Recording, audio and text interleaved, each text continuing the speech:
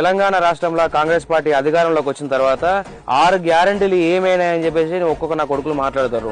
6 గ్యారంటీల భాగంగా ఇది ఇంద్రమ్మ ఇల్లు. నాకు ఫస్ట్ బిల్లు పడ్డది. గోడలు లేచినాక కూడా స్లాబ్ లెవెల్కి వచ్చే వరకు మళ్ళీ 1 లక్ష రూపాయలు పడుతుంది.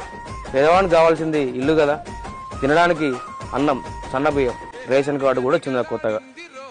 6 గ్యారంటీల భాగంగా కాంగ్రెస్ పార్టీ పేదవాడిని చూస్తుంది. మరి రేవంత్ అన్న మమ్మల్ని చూస్తుండు. ఏం కావాలి మా పేదవాళ్లకు?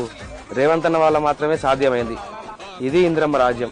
తెలంగాణనే మొక్క అది ఎవరి బాలో అయితే అది ఎవరో తింటుంటే ఆమరుల త్యాగాన్ని తలచి నడిచిన రేవంత్ అన్న రివ్వలరిల్లో ఓరి రేవల మల్లో పండుగ జరుగుతూ ఉంది తెలంగాణలో. రివ్వలరిల్లో ఓరి రేవల మల్లో ప్రజాపాలన